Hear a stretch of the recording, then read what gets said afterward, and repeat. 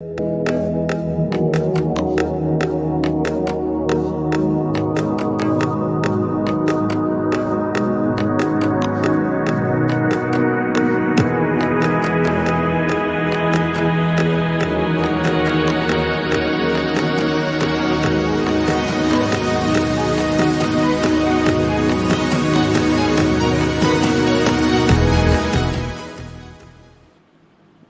going on, everybody, and welcome to another episode of the Work in Progress After Dark podcast. But I'm on the East Coast, so it's still bright outside at 8:30 p.m. Eastern Standard Time, which is our regularly scheduled time for these shows every Saturday night here on Work in Progress, where we discuss whatever the hell we feel like discussing.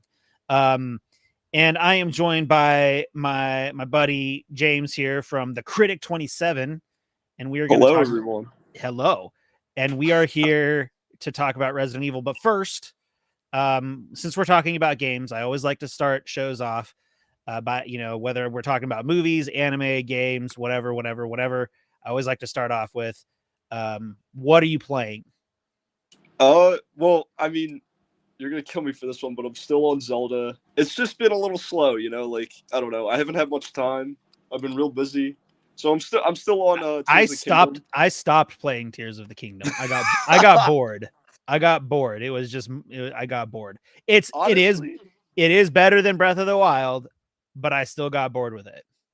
I feel like I'm not as motivated to play it as like Breath of the Wild, because at the end of the day, it kind of is the same Hyrule. So like, I don't know. I'm not as motivated to like explore. I'm just trying to get from point A to point B. Yeah. We were before the start of the show, and I gotta stop chewing on ice. I'm live now. Okay, I promise that's my last piece. Before the show, we were talking about the importance of doing side stuff in certain games, and with Final Fantasy 16 being important. And I will say that there are some really interesting side things that you should be doing in Tears of the Kingdom to offer some more context to what has happened and where Zelda went. Really? Oh yeah. Okay, because I feel like I'm like 5 hours in, maybe, if that, and I feel like I have it figured out already. Okay. And I haven't done any side quests. Oh, well, okay. Yeah, we might have to talk about that later on, but well, let's see here. The game came out how many months ago? Let's hear your theory, and if I feel like I can I'll decide whether or not to if it's pertinent for me to decide to tell you if you're right or wrong. What's your theory?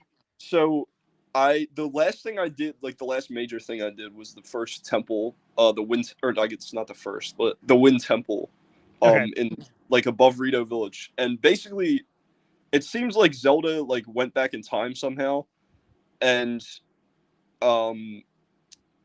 spoke to like the old, whatever, the champion replacements. I don't know what they're called. Mm-hmm. That's all I've gathered. But okay. Is there more to it than that? Oh yeah, there's a lot more to that. More to it. Like good. You can basically, and it involves you like doing a lot of like stuff in the air, jumping from like the air, the sky aisles, or going up into the even just flying up through the towers.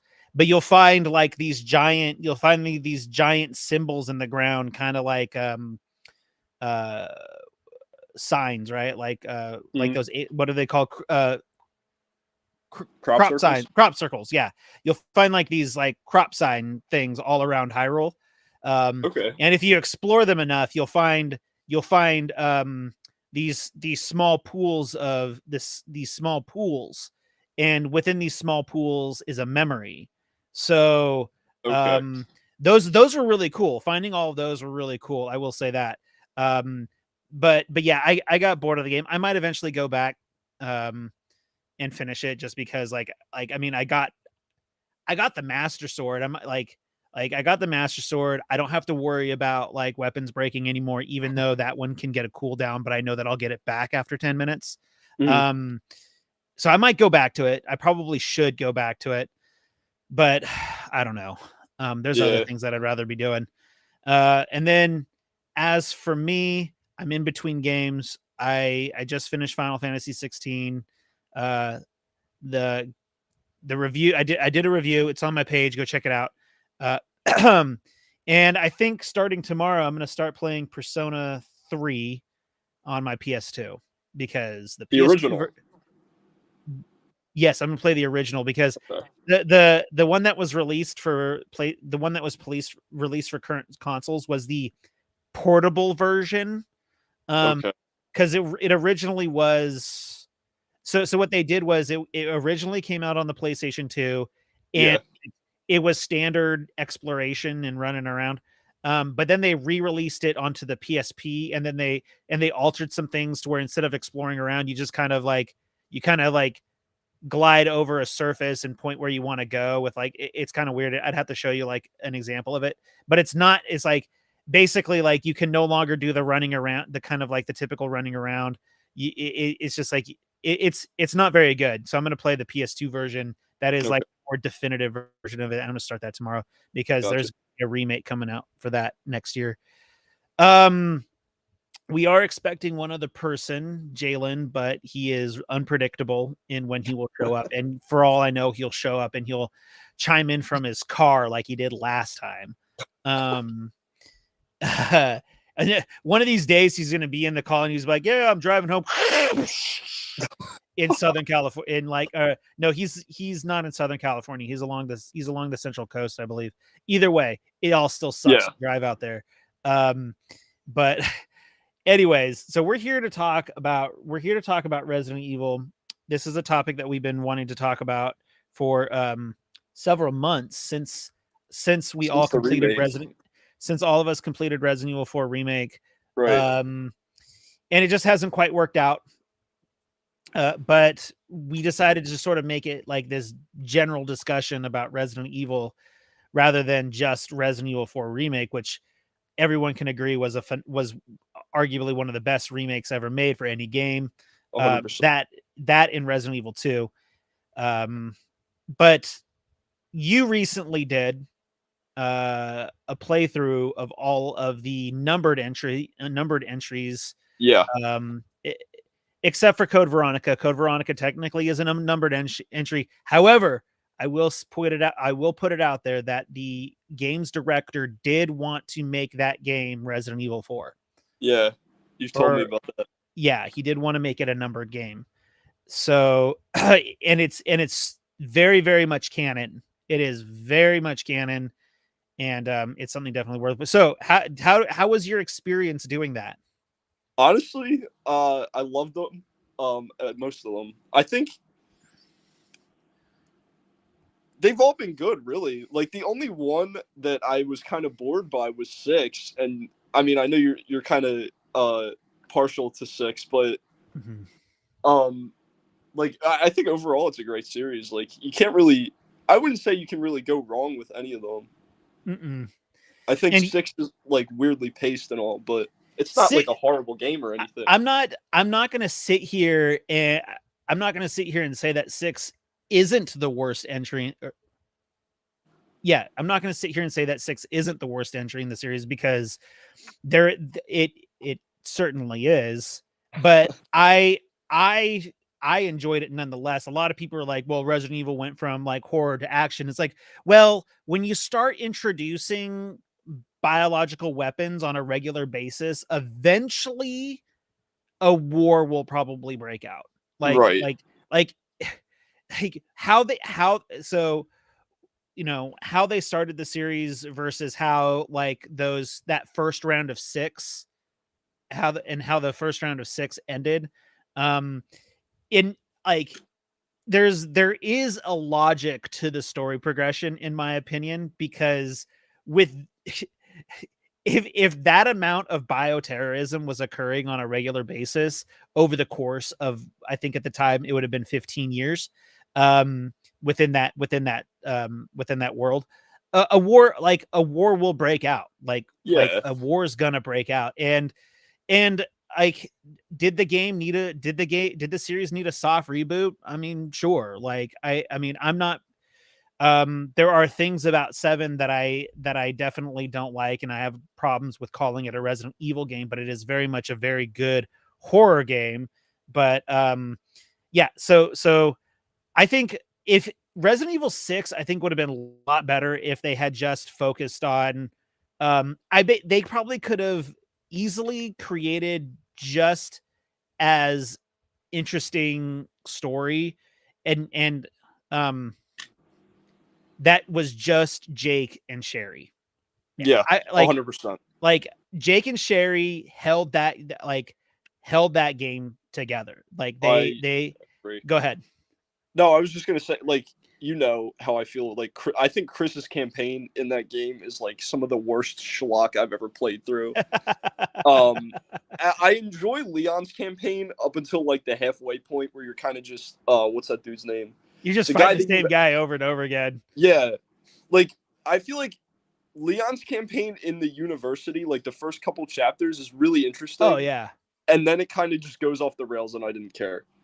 But Jake and Sherry's campaign was the best part of that game, I think. Easily. Big time. Yeah, because both saw like a very good solid amount of character development between the two of them, and a surprising amount for the game. Yeah. Hello, you there? What? I think I lost. Okay, I thought you cut out for a second. Oh no. Yeah. So yeah, that was really, I really like that. Jake's voiced by Troy Baker, I believe, which is dope. He is. Yeah, I forgot who Sherry's voiced by. I don't know if it's anybody big, but yeah, their campaign was the best, easily.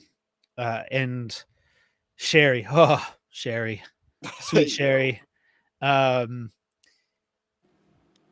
Anyway, so I actually tried replaying them myself, but going back and playing old ass games is just like it's hard for me to do.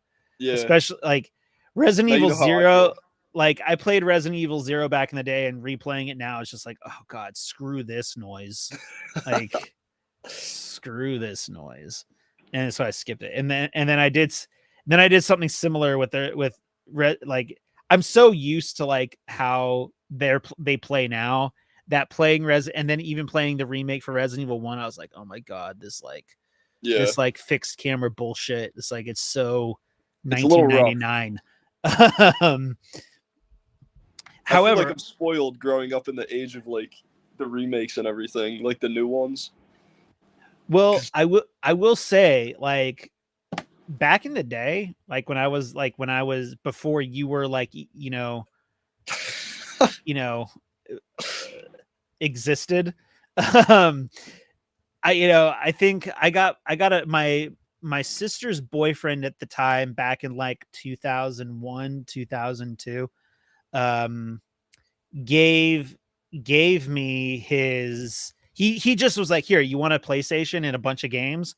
And I was like, yeah. So he gave me a PlayStation 1. He's just like, here, it's yours. A PlayStation 1 and like 8 games. Which back then, that's a lot of money. Yeah. Like, that like 2001 money is no joke. When like you could sit here and debate, it's like, oh, $70 is a lot of money for a game. It's like, well, imagine spending $70 on a game back in 2001. Right. And the original Resident Evil 1, 2, and 3 were amongst the games that he gave me. And I think I still have my copy of Resident Evil 2 around here. It just doesn't work anymore. One of my friends back in the day just scratched it to hell when I lent it to him. Yeah, I was not happy about it. But those were scary ass games back then. I've heard. And like, I'm sitting there playing the game in the middle of the night, like running around like in Resident Evil 2, running around like the police station. It was scary. Yeah. But like, and the fixed angles back then made sense. Right. Now it's just like I just like I can't do it. I can't do it. But like I will say this: if you probably have a higher tolerance for it than me because you're a lot more like curious than I am in that in that regard when it comes to playing older games. At least that's the vibe that I've gotten from you. You can Yeah. correct me if I'm wrong. If you ever get your hands on a copy of the original Resident Evils, so Resident Evil 1, 2, and 3, I highly recommend you Trust play me, them. I want to, especially like because I love 2, like the remake Mhm. of 2. I want to go back to the original and 3 because like I've heard from many people that there's a ton of content they left out from the remake. Um, so I want to like go back and see like what it's like to have got like where they came from, you know? Mhm. Um, I would argue that like 3 was fine. The remake for 3 was fine. People like to say that the remake for 3 was short, but like you could beat the original. You could beat the original Resident Evil 3 in like 10 hours. Really? Yeah. Yeah. Yeah, I mean that you could beat the original Resident Evil 1 and the like you could beat the original Resident Evil 1 in about 10 hours. Back then, games were shorter. Yeah. Games were a lot shorter. Uh and people and then the argument that I like to make is like, well, Resident Evil 2 remake is basically the exact same game twice. Why aren't you mad about that? Like Right. It's like artificial lengthening of the game, yeah, kind of. I mean, it it it works it works because like it plays really good and Right. there is a lot of those there is a lot of traditional like horror elements to Resident Evil 2 remake, but despite some changes in cutscenes, it's the exact same game twice. Like Yeah. there like if it was legitimate different if it was legitimate like different areas to explore and different bosses and like a complete change up of the entire narrative per person, then I would absolutely agree with everybody saying that Resident Evil 3 remake is too short. But Yeah. but like yeah, it's like cuz what you can beat Resident Evil 2 you can beat a singular campaign of Resident Evil 2 remake in what 8 hours? I think my second playthrough, actually not even like my first playthrough, I think I beat one campaign in like 6 hours. Yeah, see. And and another thing too is like Resident Evil 3 remake is a fun speed run. It Yeah. is a fun speed run, especially if you've built your way up to have all of the things to like have a really great speed run. I mean, and getting the platinum trophy for that game was a lot of fun. And you know, and I'm talking a lot, but No, you're basically good. like there is legit 20 hours of content on that disc for Oh Resident Evil yeah. 3 remake. It's the same content over and over and over again, but Right. like it comes with new challenges and things like that. Yeah. So it's I yeah, it's left up to debate and everyone, it's fine. yeah. But I definitely agree. Like going fast in that game, like just trying to go as fast as possible is fun. Because when I replayed it before the remake of 4 came out, Hmm. I was just trying to like get through it and go as fast as possible, even though I do enjoy it. Yeah. Um, and it was a fun time. Like especially like the hospital section, Oh I thought yeah. was so much fun. Yeah. Like so to get the platinum in the game, um you have to complete the game on S rank. S Okay. plus, S rank, I don't know. So but the difference in the I'm so mad that they did like the whole like the crazy amount of differences in how the S ranks work between 3 remake and 4 remake is such bullshit. Yeah. So like in 3 remake to get an S rank, you can literally use all of the resources that you've gathered throughout playing the game over the course of 4 times to get to hardcore. So you have to beat the game on hardcore with S rank. And to Okay. get S rank, you have to complete the game in under is it under I think it's I think under. it's 2.5 hours. I think it's under 2 hours. I mean, I Okay. can double check. Well, it's something ridiculous. Beat the game in under 2 hours, Right. 2.5 hours. Either way, it's insane.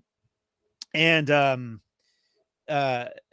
then you can only save 3 times. So you have to pick and choose your save locations. Right. I think I picked for my first pick. For my first save, I did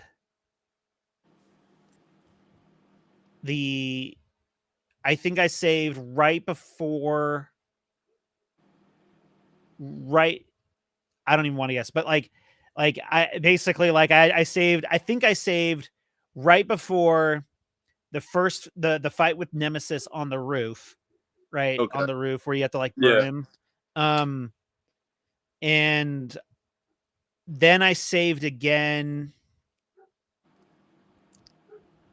after the hospital ? And then I saved one last time right before your final encounter with Nemesis. Okay. Yeah. But like I had things like the infinite rocket launcher. I Yeah. had infinite rocket launcher, infinite machine gun. So like it was easy. Like Right. like the final Nemesis where you're like waiting on the railgun is a nightmare though. Like Yeah, I'm sure. that was frustrating because you have to dodge fast. You have to be on the money with dodging. Yeah. It was like I thought I think it took me like 20 times to beat Nemesis on hardcore. But once I did, I was like, oh, thank God. And then of course when I saw like S rank for Resident Evil 4 remake, I'm like, another easy platinum. And then I read their requirements and I'm like, never mind. Because I love Resident Evil 4. I love the original. I love the remake. And I am not about to ruin that game just for the sake of a platinum. Right. So, yeah. Because and then another thing too is like you have to skip all the cutscenes. You have to skip all the cutscenes because you have to beat the game in like under 5 hours. And I love the cutscenes because like, it adds yeah. What were you about to say? No, I was just gonna say you don't want to skip that. Like, I don't know. Because like the game is all about like Leon and Ashley's relationship. Right. And especially the cutscene. Yeah, especially the remake because now I was up and down with Ashley in the remake. I think you remember this. Yeah, I do. There is a certain charm to the original Ashley that like she was my first video game crush, the original Ashley. First like video game crush. But like yeah, this one had a bit more personality. Yeah, I think there's a little more depth to her. Mm-hmm. I do miss the ballistics line. Yeah. I would have loved to see this Ashley respond to that. Honestly, yeah. Because didn't they keep something in and she kind of like retorts to it? Like what? I don't remember. I feel like they kept some like one of those like wacky lines, or they wrote a new one for Luis, and she kind of like retorts at it. I'd have to replay it again. Yeah, it's time to replay it again. Yeah. Oh man, I almost cried when going into the village again. Like, oh man. And I was so bummed about the clock tower. Oh my God. Yeah. The clock tower, like you could go hide out in the clock tower in the original, and it's like the developers were self-aware, which I got to give them respect. Like, right. Well, originally you can go into this clock tower and just camp until like you could just shoot at the guys coming up. Right. And I will say, I was so it was so intense. It was so intense to do. Um, it was so intense to do the village in my first run. I wasn't able to kill. I wasn't able to kill Chainsaw Guy on my first Really? run. No, yeah. I just was like, I was regathering my bearings, even though literally everything was in the exact same spot as it was supposed to be.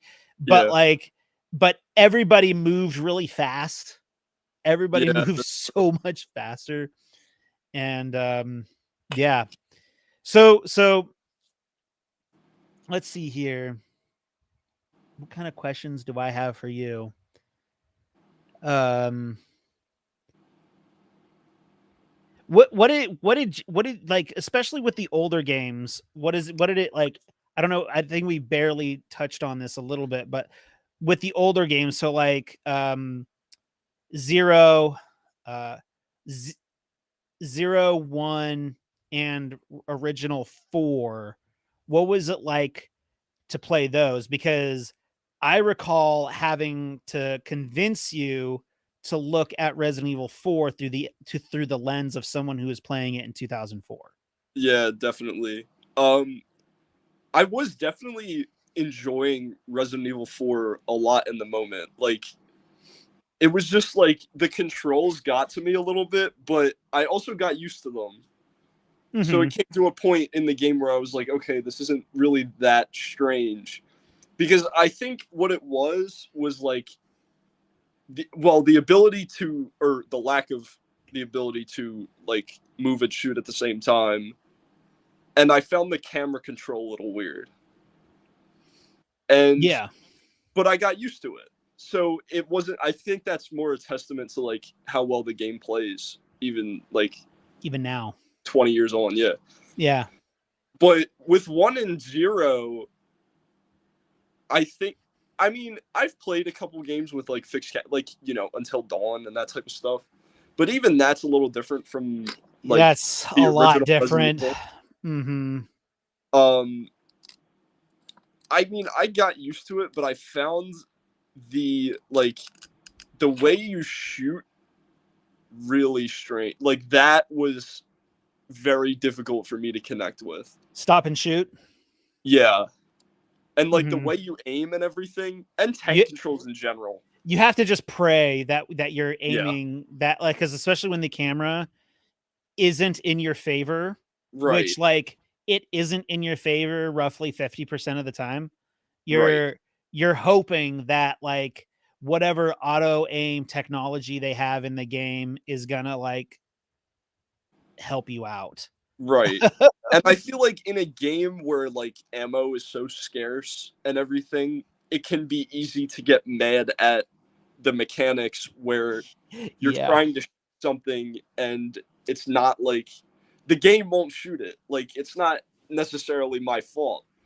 That, I mean, I still loved the original Resident Evil, but still, like, it was a little rough, I'll admit. I think you'll probably remember, I tried the original Resident Evil, or well, the remake.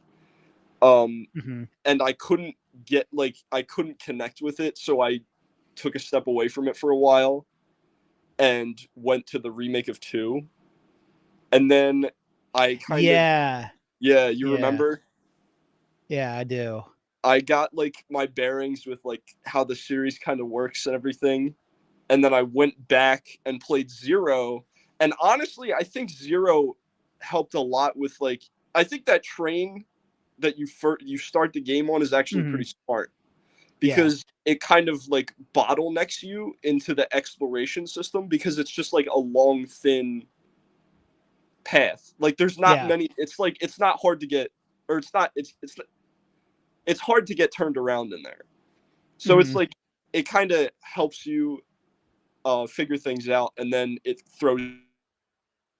Um, but I can see the argument against that, because throwing you into a mansion is like the whole idea of Resident Evil, and it helps with the horror. Mhm. So I don't know. I see both sides of it, but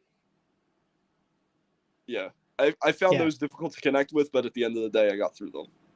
Good. Yeah, I mean, Now you could like, I could sit here and like, it's always good to play those, but Yeah, if someone were to be like, look, I don't want to play those old games, I'd be like, honestly, Resident Evil 2 will fill you in with enough information to get you going. pretty Um, much. Yeah. yeah. So honestly, if anybody stumbles across this video and is hesitant to about playing the Resident Evil games and is like, oh, well, I don't want to play games that are 20 years old. Well, you could play Resident Evil 2 remake, and so long as you go around and read everything that you can find, um, uh, I mean, not necessarily read everything you can find, but like, if you come across something, definitely read it. Right. And just pay attention to what's going on, and you'll pick up on it. You'll pick up onto what's going on, especially if you continue on with 3 remake, because Jill will fill you in even further because she was Right. actually there at the mansion. So, now let's fast forward to, we've talked about we've talked about the older games. We've talked about 2 and 3 remake. We've talked about 6. What did you think about 5? I thought it was good. It was just kind of good for me. I think it's like Resident Evil is a certain type of cheesy, and I think 5 goes too far with it. Okay. And like Wesker having superpowers was really goofy to me. So it kind of lost I me. love Wesker with superpowers. I love it so much. I mean, I think I like Wesker, but like it got to a point where I was like, all right, come on. And I mean, there's the infamous boulder punching scene, but oh yeah. So it like got to a point where it kind of lost me, but I thought it was a good game at the end of the day. Resident Evil 5. I have great memories with Resident Evil 5. First of all, it's an excellent multiplayer game. Like people discount Resident Evil 5 for a lot of things, but I don't think they give it enough credit as an incredible co-op experience. I it still really want to is. co-op it one day. You should co-op it one day. I got Resident Evil 5 launch day back in, I think that was 2009. Yeah, 2009. And my buddy Chris also got it, and just so that way this story is I think I've probably told you the story before. Yeah, I think but I'm gonna immortalize it on YouTube. It basically, we got the game. It was a Friday night. It launched on a Friday, so we had Friday night to play it, and I was like, we got on Xbox and we were like, okay, let's do this. And we were talking, I was like, how do we want to do this? And he's like, let's go for the hardest difficulty, baby. Come on. And I was like, all right, we're doing this. And let's see, we started night 1, and it was really funny. My grandparents were actually visiting at this time, and they were sleeping downstairs, and I was upstairs playing the game. And the first night we played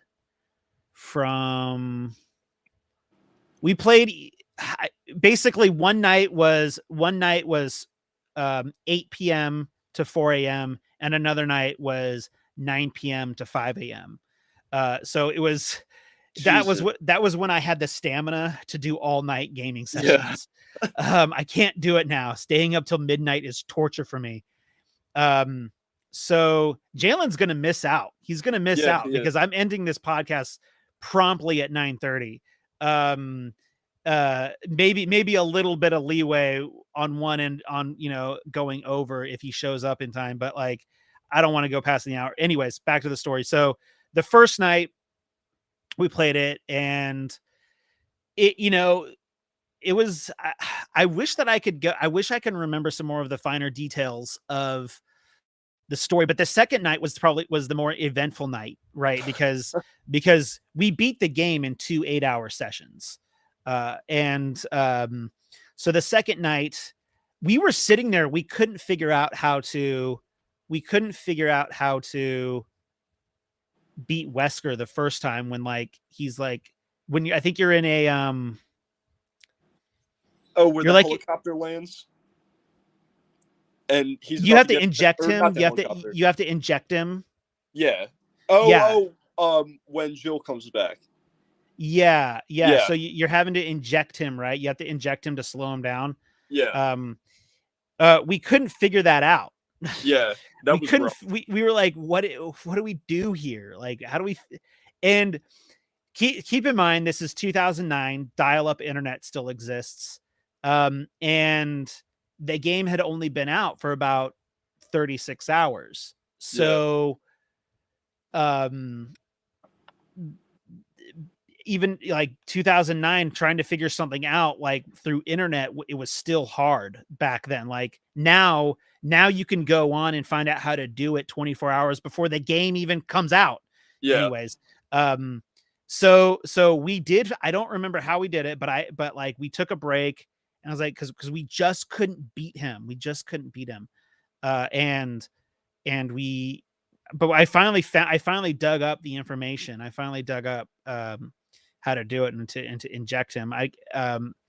And then we proceeded on with completing the game, and we beat the game, and it was a lot of fun. And what was funny was I'm upstairs cussing, like I'm saying horrendous things.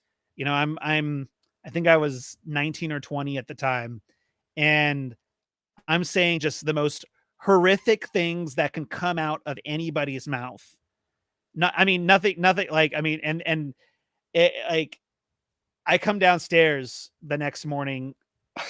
I think like maybe 10 o'clock in the morning. I got like 4 or 5 hours of sleep, and I come down eyed, but I've beaten the game. And my grandma was like, "You sure were saying some interesting things last night." Yeah, because I was saying like F words, I was saying C words. Yeah. I was with the saying grandparents in the house. I was saying, I was saying like the best stuff that could come out of any possible 19-year-old mouths, except for racist things. I was not saying racist No, things. of course not. No, I was not saying racist things.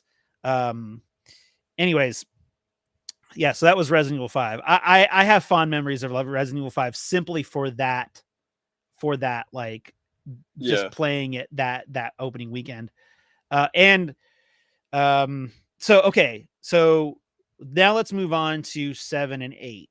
Okay, so 7 and 8. What are your thoughts on 7 and 8?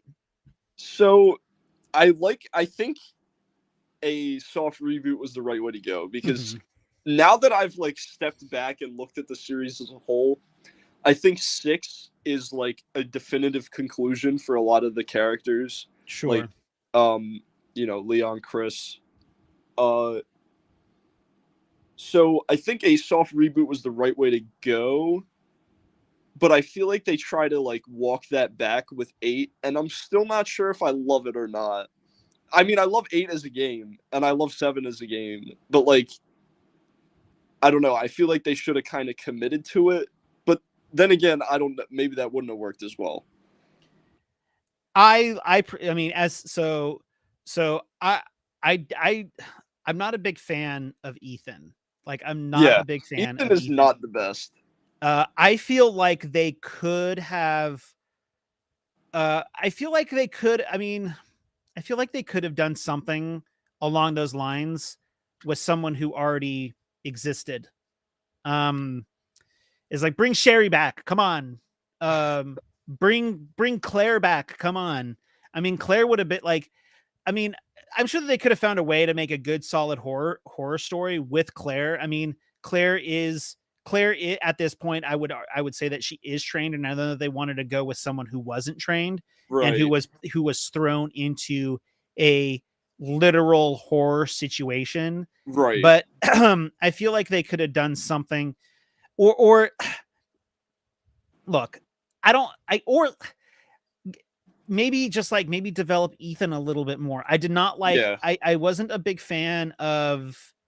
I really like the over the shoulder stuff, and I think Capcom is wising up to that because they've made all these remakes over the shoulder third person. And they had the DLC for 8 where you can play it in third person, right? Yeah. I think it's all in third person. I think the DLC for 8 is all in third person. Yeah. and I that might have given a bit more like because it's like people's like, but it's like we're trying to put you in the shoes of Ethan. It's like okay, but like Ethan is still this guy who isn't me. Right. So like I'm not trying to like be in his shoes. I'm trying to like get to know him as a character.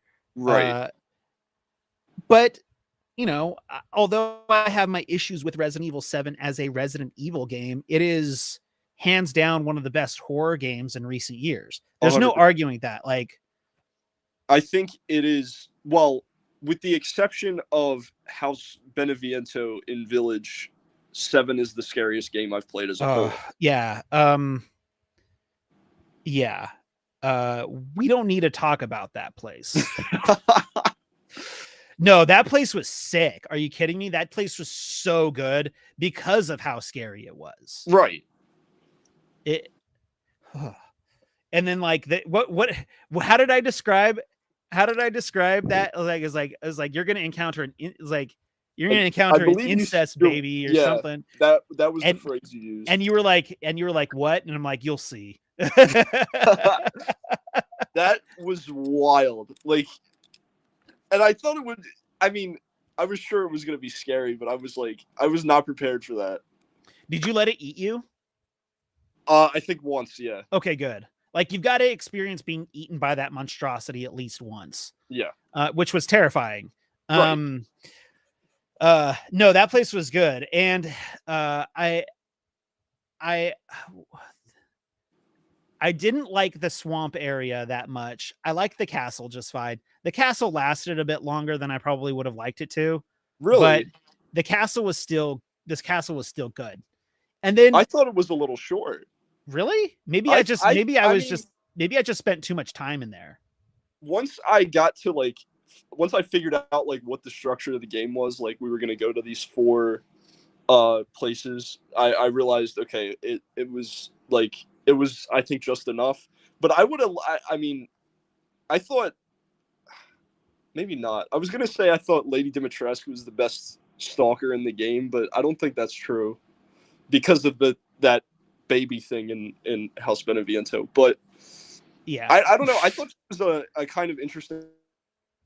I wish there was more of her. Yeah.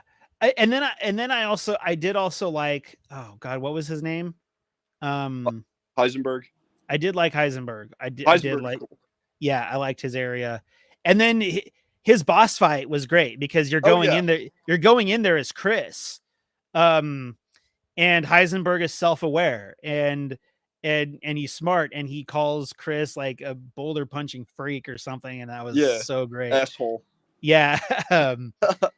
Honestly, yeah, that whole and then of course just like the Chris stuff in the game was great. Did you play any of the DLC for 7? I did not, but I want to go back to it. Yeah, I played the Chris DLC in 7 and it was pretty intense. I think you could complete it in like 3 or 4 hours or something. It's pretty easy. But yeah, honestly, like I was really I really enjoyed 8. It felt like Resident Evil to me. It actually felt like Resident Evil. And not just for the Chris stuff, but because they brought back some of that campiness that I had been missing. Yeah. Resident Evil 7 took itself really seriously. Yeah. From that perspective, I could see where you're coming from with like it being difficult to call it a Resident Evil game because like I said earlier, like Resident Evil does have that little bit of cheesiness to it. Yeah. And then Resident Evil 7, it started dragging at the end. It was dragging. Yeah, the boat stuff. I like the boat, I think, more than most people, but it does go on a little long. Yeah. A lot of people complained about fighting Jack like 3 times, but I had no problem with it. Yeah, because I didn't have an issue with that either. Each time Jack came back, it was different. And I thought his first boss fight with the chainsaw, it was really intense because you are in such a confined space with him. Yeah. So I really did like that. I did not like fighting the mother, the wife. I did not like doing that. Oh yeah. She's With a bullet. She's a bullet sponge. yeah, that was a little. I feel like the bosses in that game as a whole are pretty good, but she was not. If I had to choose a worst, it would probably be her. Mm-hmm. And then I also liked one thing that I did like about 7 was the sun stuff, right? Where Yeah. you go Oh into like his house of horrors. yeah. That was good, especially when you had to do the videotape stuff. Yeah, Uh, that was neat. that was cool. Like speedrunners, like they know the game back and forth that they can just completely skip doing the video stuff. Yeah. Which is cool. Yeah. Where the hell is Jay Lynn? This dude is missing out. He is missing out. I mean, we could always do another one. Maybe in 6 months. Because I don't like to do the same topic all the time. No, yeah, I totally get that. Do we have like but yeah, so Resident Evil 8 was good. I'm excited for whatever they have coming next. They Yeah. have been taking notes. Apparently Capcom is listening. They are Really? listening and they are contemplating non-numbered Resident Evil remakes. Okay. Is like, dude, you can't. It's like, do you people not realize that like Code Veronica is super canon, and remaking it and bringing back like the version of Claire that was introduced in remake would be like huge. Yeah. Because she was actually like really cool. Yeah. And she's so adorable. But I would God. love to see them remake Code Veronica because that's like, I mean, that's the only main one that I haven't played, and I would like to play it. I just, Yeah, I mean, if you, I know that you're hung up on physicals. I know that Yeah. you like physicals, and I respect that. You might be able to find Code Veronica for PlayStation 3. Really? Let me see. I know it was put on the PlayStation Store for PlayStation 3, but I feel like there was no. Oh wait, you know what? I think it was the PS3 physical copy. I think it was a Japan exclusive. Oh, really? Yeah. Really? Let's see. Which is the dumbest thing PS3 ever. physical. Ah, yeah, you're right.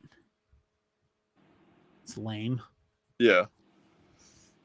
You know, you should try to hunt down that. What? I think Jalen's saying, he's saying, I was like, where are you at? He's like, late. I was like, I should let him know. It's like, you got 10 minutes, bro. He's gonna be so pissed. You should see if you can find a PlayStation Slim. I don't think it's like you should see if you can find a PlayStation Slim. Let me see here. Amazon. A PS3? PlayStation 2 Slim. Oh, PS2. Okay. Yeah, honestly, I do want to have a PS2 because like there's PS2 games I want to play, and the PS3 model I have isn't backwards compatible with the PS2. So on Amazon, you can find them for. I mean, maybe even on eBay, you could probably find them cheaper on eBay. Yeah. But like on Amazon, they have them for like $200, which honestly isn't bad. And it would be honestly getting your hands on a PlayStation 2 Slim would open the door to so many games from the like the PlayStation 2 had so many games, just tons and tons of games. Yeah. Like there's so many games. Now, like you could go back, you could go back and replay, you can go back and play the Lord of the Rings Two Towers and Return of the King, arguably the best movie tie-in games ever to existed, except for Spider-Man 2. Spider-Man 2 is the best, probably. But the Two Towers and the Return of the King, phenomenal movie tie-in games.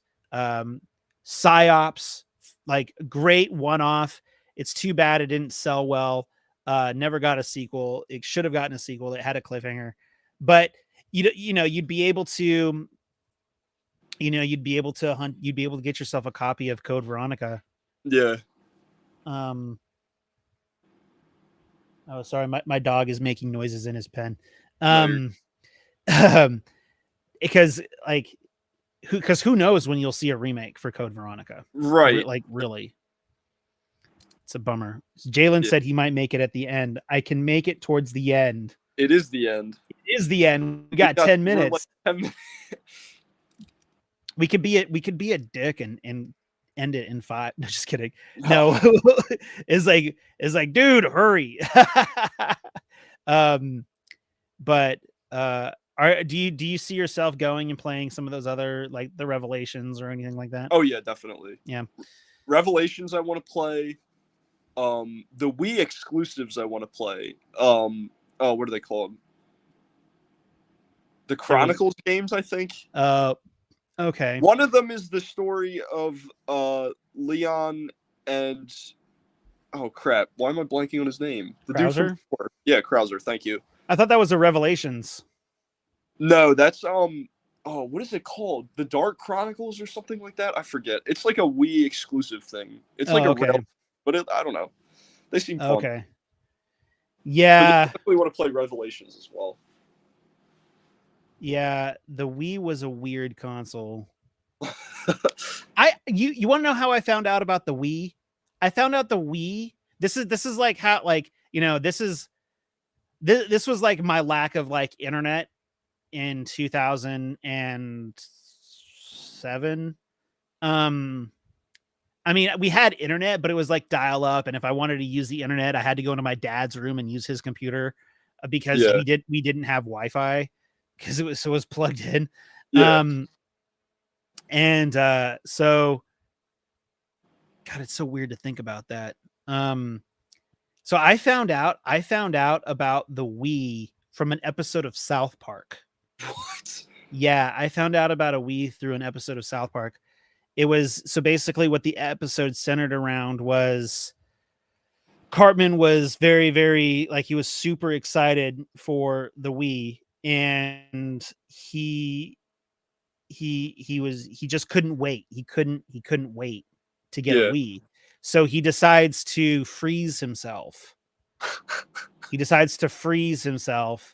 And when he freezes it, basically what happens is he and Butters goes up to, I don't know how, if you're familiar with South Park characters, but they go up into the mountains, and Cartman takes off his clothes and he goes into the mountains where it's all snowy, and he buries him in snow, and he's like, Butters, don't forget this location. I'm gonna freeze myself, and in 2 weeks come and unfreeze me when the Wii comes out. And Butters is like, oh, this is a bad idea. And Cartman's like, shut up, Butters. But what happens is an avalanche comes and covers Eric. And he legitimately does freeze himself. And he's frozen in time for like 2,000 years. And so it goes, I know it's absolutely ridiculous. But like, so like in 2,000 years, he gets woken up.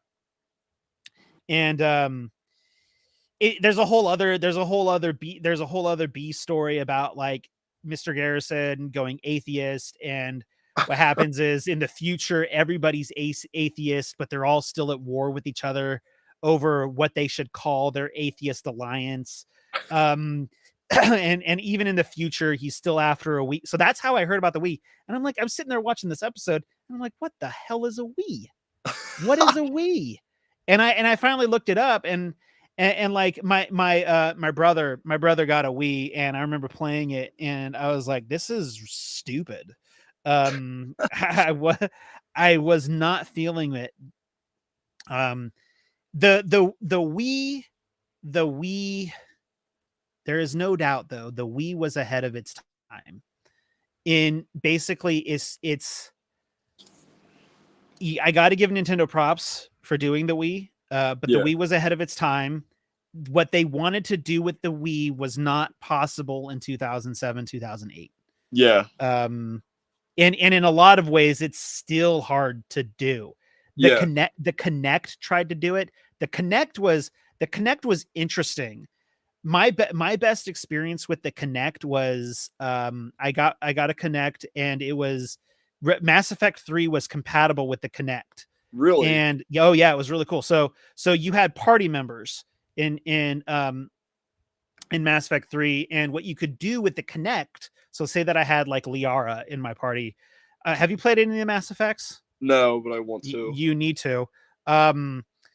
There has not been any games like Mass Effect since they've released, and what they did with those games.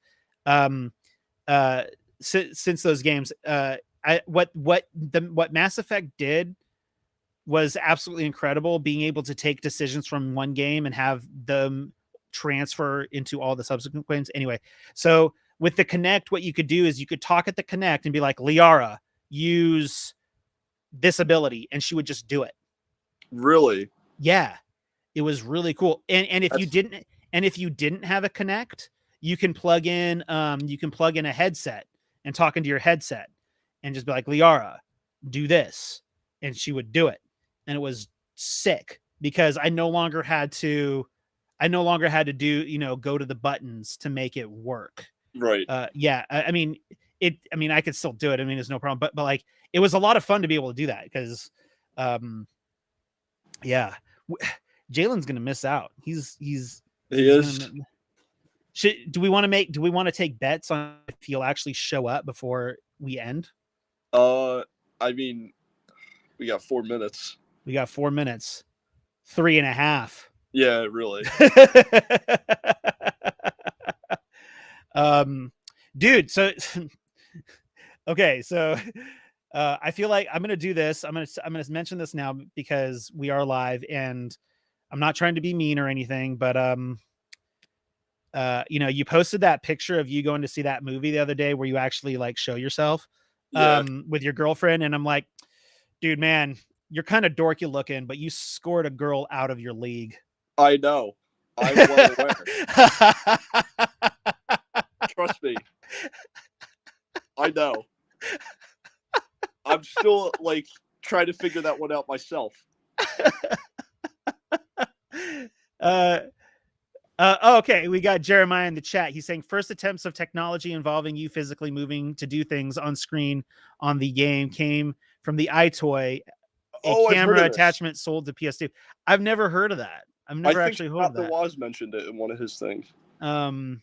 Now, one thing that was cool was one little piece of technology that I always thought was really cool was the duck hunting gun. Yeah, the duck hunting gun for Duck Hunt for the Super Nintendo. I don't know how that was possibly good for your TV back then. I don't know how it worked, to be honest. That is some impressive technology honestly, with that one. Once again, props on the props for being like a just getting out of high school, being kind of dorky looking and scoring a 10. Yeah. No, I mean that with the utmost respect. Like props. So okay, we got a minute and a half.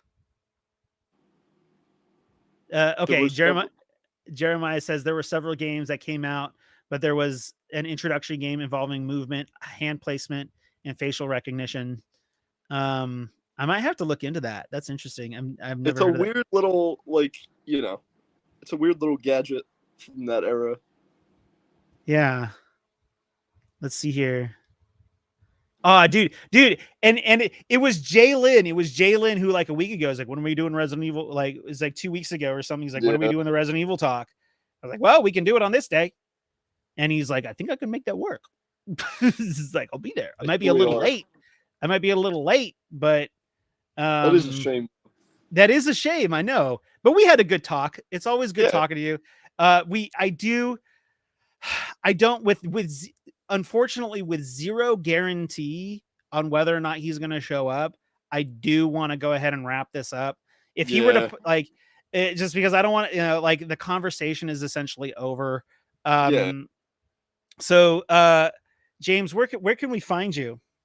Well, my main platform is Instagram. I'm on there at _critic_27. I got reviews most days. I'm also on YouTube. I don't really post, but if you want to subscribe to me there, go ahead. There you go. Yeah. This dude posts a review literally every day. Got to give him props.